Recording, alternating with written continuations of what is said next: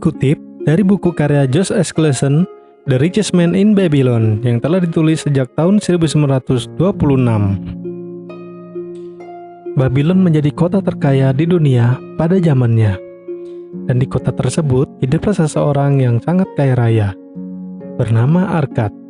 Dulu, Arkad adalah seseorang yang sederhana. Pekerjaannya adalah sebagai penulis di kantor pencatatan wali kota. Arkad diminta menuliskan hukum ke-9. Karena zaman dulu tidak memiliki alat cetak, jadi penulisan dilakukan manual melalui media tanah liat yang diukir dengan tangan. Naskah tersebut tidak dapat diselesaikannya dalam semalam. Keesokan paginya, Algamis sangat marah dan memintanya menyelesaikan dengan cepat. Arkad bersedia menyelesaikannya dengan sangat cepat, asal Algamis memberitahunya jalan menuju kekayaan. Tua itu menyetujuinya, dan Arkad pun menyelesaikannya dalam semalam tanpa tidur dengan aroma lilin yang cukup membuatnya pusing.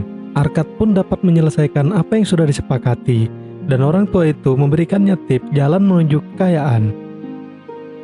Ketemukan jalan menuju kekayaan ketika aku memutuskan bahwa sebagian dari seluruh perolehanku harus kusisihkan untuk diriku sendiri.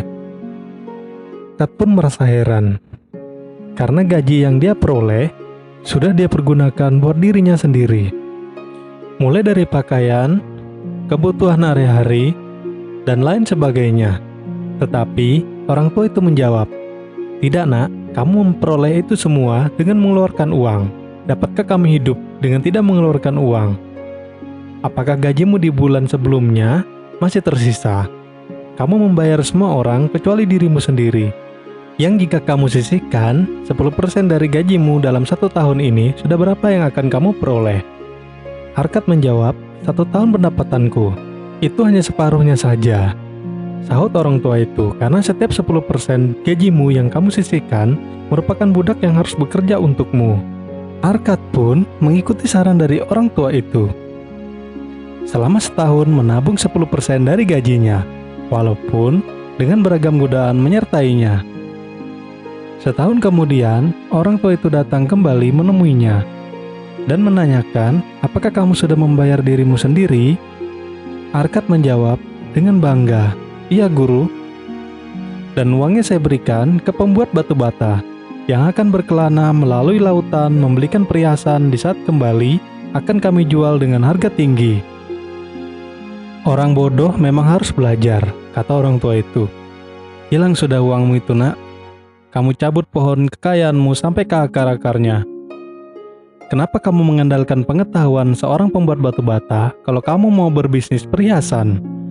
Jika kamu ingin berbisnis perhiasan, pergilah kepada pedagang perhiasan. Jika kamu ingin mengetahui seluk-beluk domba, pergilah kepada seorang gembala domba. Sekarang, tanam lagi pohon lain dan coba lagi," pesan orang tua itu. Dugaan orang tua itu benar, dan uangnya telah lenyap. Arkad menabung kembali, karena sudah terbiasa, tidak sulit baginya untuk melakukannya kembali.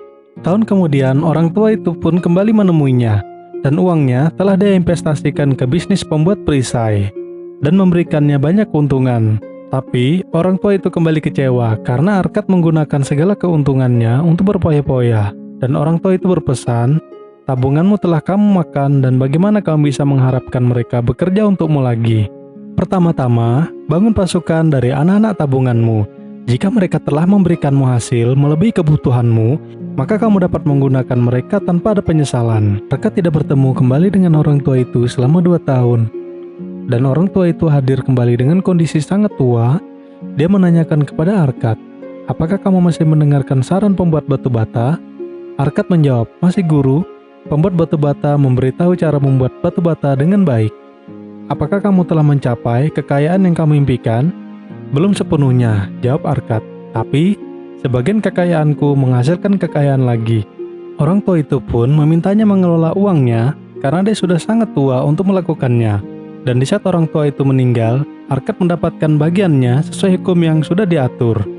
Dari kisah ini, kita belajar agar pendapatan kita disisihkan per 10-nya seberapapun hasil yang kita dapatkan. Dengan membangun kebiasaan itu, kita akan menjadi terbiasa melakukannya. Berinvestasilah kepada orang yang memiliki kompetensi di bidangnya. Jika kita sendiri yang melakukan bisnis tersebut, pelajari terlebih dahulu seluk-beluk bisnis yang akan kita jalani. Jangan sampai kehilangan uang kita. Jaga selalu anak-anak tabungan kita agar kita dapat memaksimalkan tujuan awal kita, yaitu kebebasan finansial.